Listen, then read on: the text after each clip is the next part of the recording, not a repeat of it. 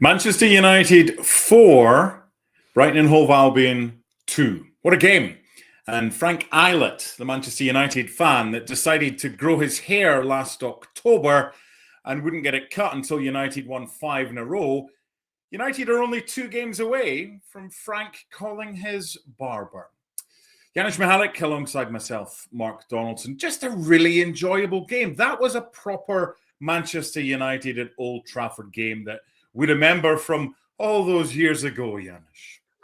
Yes, I mean, I was going to say tale of two halves, but it wasn't. It was about the substitutions, which we'll get to later. Almost feels like new Man United meet old Man United. When I was looking at it, but to the positives, a very, very good, right? I mean, if you look at Manchester United, all I could remember is the up and down season. Just recently beating Chelsea, and then the next game going away and losing to Brentford, right? And here you are. I mean, there's no bigger stage than beating Liverpool at Anfield. It felt like today, when it was 3-0, it felt like Liverpool has created a monster. I look at the table, I see a 4th spot, and, United going to get a nosebleed, right? Not used to this altitude for sure.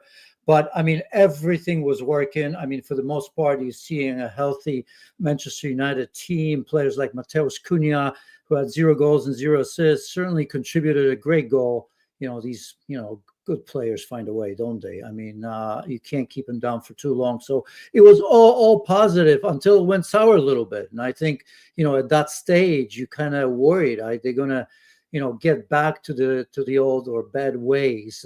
But, nothing like, imagine after a game like this, which was a great performance for Manchester United, you need a goal in the 96th minute to make sure that you win it. Yeah, but they were 3-1 up until it became 3-2 in the 92nd minute. So, look, this is about Manchester United on the whole playing very well. They played with a swagger today. They have the front 3, and Šeško got an assist, didn't get among the goals, but Brian Mbeumo got a couple. Matheus Cunha getting his first. Has it always, all along, just been about patience until new players in a new system click with each other? Yes and no. I mean, yeah. I mean, we often forget, especially as pundits, right? 5, 6, 7 games, and we start judging teams and players as if we saw them for the first time. And I think we knew the quality of Mbeumo. I mean, I think he's been showing it anyway. This is not the player that we're looking at, because I think the way he's played, it's been very good up until now. But yeah, Matheus Cunha, if you look at the numbers, and let's not forget, numbers are important, they weren't there, right? If you look at Bruno Fernandes, it's always been there. But now, when everybody else around him performs this way, it almost doesn't feel like Bruno Fernandes got to be thinking, well, at least I don't have to do everything all by myself, right? It was kind of telling, because I thought, about that, and that 4th goal by Mbeumo, here's Bruno Fernandes getting an assist without touching a ball, right? So I think it is important. It is important to give time, but by the same token, I've always felt with Manchester United is that pressure was on Amorim, rightfully so, but players needed to take responsibility on their shoulders. They needed to take the ownership of the game. And today you felt like no matter where you look, that happened, right? It happened in a way against Chelsea to a small degree. You have to confirm that. They didn't. It happened against Liverpool at Anfield, and now this is what happens. That pressure eases, Mark, right? When you get, 2, 3, 4 game winning streak, I think, there's always pressure on Manchester United, but I think you play freer. And that's what we saw today for the first 60 minutes, whatever you want to call it, because after the substitutions, it fell apart. That's why Amorim is going to remember that. The fans are going to remember that. And there's always that what if, right? Because with Manchester in general, no lead is safe in the Premier League. With Manchester United, that is still the case. Yeah, and look, if they'd been pegged back, then I think that's more of a narrative. I understand what you're saying, but I think if we're looking at picking faults before praising, I think that's the wrong way round. And I also think Manchester United should have had a penalty. I've currently got it on loop. Now, it's the 15th, 16th minute, and Ahmad's cut inside onto his left.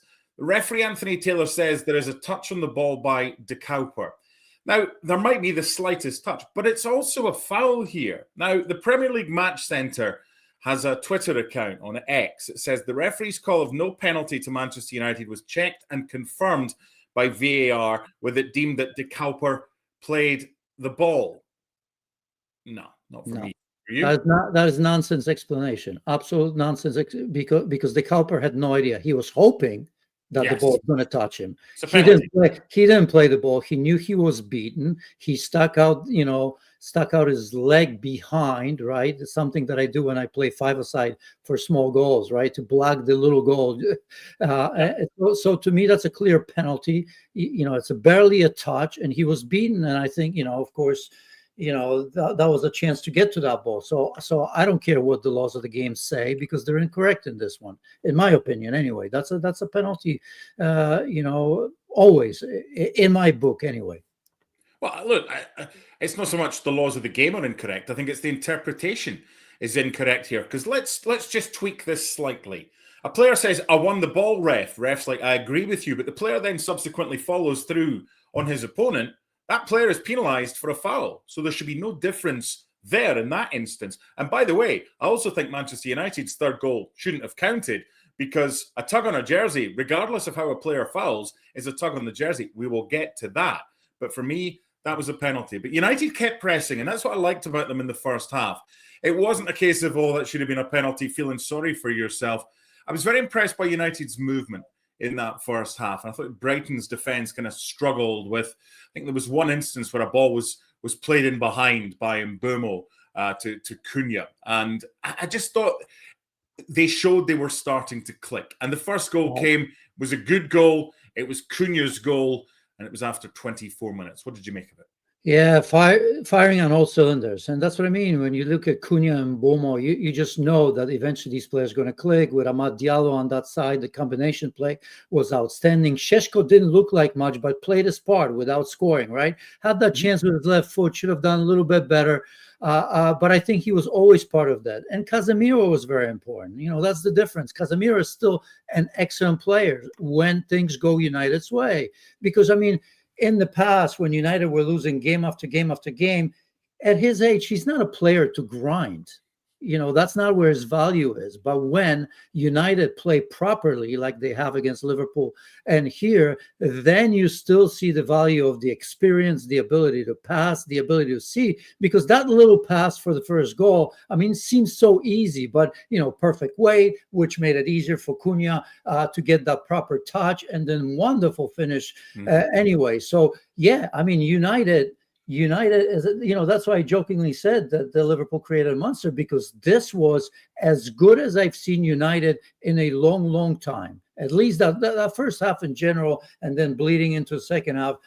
Everything was what we imagined, right? When Mbeumo signed with them, when Matheus Cunha, who can play just about anywhere, he pops up in the right spots, technically very good. Maybe he's not a great player, but he's a very, very good player that just, injuries here and there, a new team, let's see what happens. Two games don't make a season, but you just always knew that he's got that quality in him. Yeah, I've just found a tweet from our ESPN FC colleague, Rob Dawson, our Manchester correspondent, who said that might be the best 45 minutes under Amorim. United leading 2-0, but could be 3 or 4, just need to finish the job. That came about with a second goal from Casemiro. And remember, these are opponents for Manchester United that has beaten United in 6 of the last 7 games in the Premier League. They've come to Old Trafford recently in the last 3 seasons, and they've been disappointed when they haven't gone back with maximum points. So United 2-0 up. What did you make of the second goal scored by Casemiro? Well, first, I think we need to talk, because what led up to the goal was more important than goal itself, because it was a huge deflection, right? Luke Shaw and his positioning in this game. It's not unusual for fullbacks to come inside centrally. But what was interesting here is that it often happens in the build-up where you see, the Cucureras of the world, or we see Liverpool for Luke Shaw pressing centrally on Rutter, right? I mean, he wins that ball with a high press when Brighton had the ball. By the way, I think he did it on the third one as well, where you call it a foul, which I think you are right, but he sort of forced all of that, right? Once again, stepping inside when Brighton had the ball. So him winning that ball, I think, made it a lot easier for Casemiro to hit that ball. Obviously a big deflection, but still, that was another tweak that we saw for Luke Shaw, who in general, after just so many injuries and being unavailable, again, another player that's showing his quality.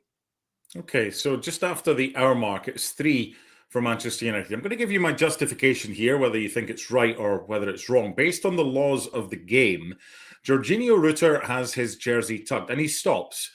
This is not about how soft it is, because here's Premier League Match Centre again on Twitter, 61st minute. The referee's call of goal for Manchester United was checked and confirmed by VAR, with the contact from Shaw on Rutter in the build-up deemed to be minimal.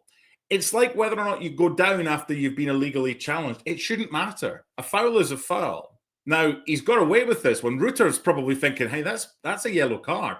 Never mind, that's a foul. You have to play to the whistle. But the severity of a jersey tug, what's he going to have to do? Is he going to have to take his jersey and take it over his head and do that? This, for me, is a foul, just like Manchester United should have had a penalty in the first. I just feel with Anthony Taylor, he's a referee who was very, very good. He's taken charge of a World Cup final. I don't know if he's at that level right now. There's little things that get away from him, and I thought this one did. What do you think? Yeah, a lot of things gotten away from him. I mean, he's let a lot go, which I think as viewers we often like, but a lot of them throughout the game I deemed as fouls. I'm not talking major decisions, but just the regular decisions within the game. And this is not the first game for Anthony Taylor that he struggled recently, right? So I think it's fair to say that it wasn't his big game. I remember there was a penalty shot on Bumo, which I think that was correct, by the way, because we omitted that. So I want to give him some credit. But on this one, my gut feeling was a foul. I mean, Luke Shaw got turned, right? And when you get turned, you look guilty when you do that. And when that leads into the goal with VAR right now, I think I'm going to have to, I'm not going to have to, but I will agree with your assessment of that one now, because I would call that back. Still got to score it. Really good goal in Bumo. And he deserved that, didn't he? I thought his play for most of the game, not all of the game, it was never ending. He was constantly harrying and chasing, getting into good positions, setting up teammates. For me, best player on the pitch, although in a different... I watched him differently today. Bruno Fernandes was very, very close in a much different way, as I just explained. Yeah, more deeper. Everybody around him was doing their bit, right? But in between, he was just doing... I think he must... If there was one player that enjoyed this game immensely, I would have to say it was Bruno Fernandes. Yeah. So it's United 3-0 up, and you're thinking, oh, game over. It's refreshing from a United perspective to feel like you're so comfortable against a Brighton team that's owned you at Old Trafford in the last 3 years. Then Danny Welbeck in the 74th minute. You're wondering, is it just a consolation, or could it be more than that? He's one of the form players in the Premier League right now. Took his goal well. Yeah, and that happened after another kind of controversy, right? When Minte went and Dorgu stopped him. And to me, that, if you get a yellow, I'm glad I didn't tweet right after that, right? Because I thought it was a terrible. Normally that's a red card, but I guess the explanation on this one, which I will buy, is that the goalkeeper had possession of the ball when the contact was made. So fair play. I didn't sort of know that. That didn't even come into my mind when it did happen. But that was the free kick, puts it away. Yeah, commentators were talking about in the middle of the goal. I suppose, I think Lemons possibly could have done better, because it wasn't a wonderful free kick taken by Welbeck, Danny Welbeck, who continues to deliver, by the way, this time at Old Trafford against his old team. So, and then after that, they had chances. They kept pushing. And that's why here, you can't put it on Amorim about the substitutions, right? When you play as well as United have played and you're 3-0 up, you got to feel like you can trust your team and make those substitutions. But, looking at all of them, because you're going to probably talk about the next one where Xerxes terrible marking on a corner against Kostulos. But, if I look at the players that came in, Mainu, Dorgu, Ugarte, Xerxes, perhaps they know why they're not playing, why they're not in the starting 11, because, all of that after Shaw, Diallo, Casemiro, and Cunha and Šeško left, the game has changed, and it was negative, right? These players didn't come in and didn't contribute. In fact, almost allowed Brighton to come in. I know it's a one-off. I know Amorim has to do that for the reasons that I've just mentioned. You got to trust your players. The game is won, you feel, after an excellent performance. But, that gives Amorim, a little bit of thinking. Yeah, Lamins has come in since joining Manchester United, and when he's been given the opportunity, he's been very solid. Not done much wrong. He would be the one. No, he would be the one I would be interested to know if he felt that he should have done better. Because any goalkeeper conceding, I know it's powerful from Welbeck's free kick, but you're right, it's where he concedes. It's not top corner. It's not right by the post. I think his positioning is maybe just a little bit too far to the left, or the positioning of his wall isn't good enough. But anyway, you still got to score the free kick. Danny Welbeck does that very well. And 3-1, our question of was that just a consolation or was it more than that, was kind of answered when Charalampos Kostulas, another, nobody's heard of him, then Brighton sign him, and then they sell him for 20 million to Chelsea in 3 years' time, gets a goal to make it 3-2. Talented youngster. He comes on, and Welbeck's already got one. That made it 3-2. The atmosphere changed, didn't it, when that one went in? Yeah, as I've said, absolutely, right? If it ended 3-2, you still celebrate 2 important wins. You're 4th in the table regardless, right? Things are much better. A lot of work to do, of course. Amorim will say that. The players will say that. And I'm sure Manchester United fans will say that. Yeah. But, that would have, after such domination, to allow the team to come back like this, and in between still having, a couple of chances, half chances, whatever you want to call it. I think we take it. We say, yeah, well done, United. 3 points. That's what matters. Doesn't matter how. We often say that. But I think that 4th goal was important. Important for the psyche of United. Amorim, I'm sure, as much as he's going to remind his players that there are no easy wins in the Premier League and great performance when a little bit sour, I also think that Amorim is going to appreciate the fact that United, until the end, were fighting for that, security goal, if you will. Their attitude was positive at home, at Old Trafford, where they've had a terrible season, last couple of seasons. Let's be honest. I think that goal is important, and it's good that it fell into Mbeumo, because, as I said, still I'd pick him as the player of the match. Just looking at the Premier League table, if it was only home games, and Manchester United would be top, 4 wins and a loss from 5, which is so different from last season, where teams are looking forward to a trip to Old Trafford because they knew they had a chance. The goal that Mbeumo's got, his 2nd goal, it puts a far better perspective on the outcome. Because 3-2, you'd think, oh, were United holding on if you hadn't seen the game? United deserved to win this by a couple of goals at least. And they got that goal. I'm glad you said something earlier, and I want to pick up on what you said. It was a brilliant assist by Bruno Fernandes by not doing anything. He goes to try and pretend to go for the ball and leaves it. It's Aidan Heavens through ball. He's come on. He was the first United change for Luke Shaw. And he's finished with aplomb by Brian Mbeumo. And United deserved that, didn't they? They absolutely did. And yes, just the knowledge. I mean, there may have been a shout there, leave it. It didn't look to me, by the way. I think it's just instinct of a great player, which Bruno Fernandes is, right? I mean, for you and I, that would have been very difficult, right? The temptation to touch that ball. It just not even knowing that there was a run being made, a little bit of that diagonal run and behind. So the pace of the ball and the pass from Haven was absolutely excellent, and that's why I think Bruno Fernandes decided to let it go, because if that was underplayed, I promise you, Bruno's smart enough to know, yeah, that's not getting there. But just the knowledge of a run being made and the way it was finished was tremendous. First time in 3.5 years, United has beaten Brighton at home. Bruno Fernandes scored that day.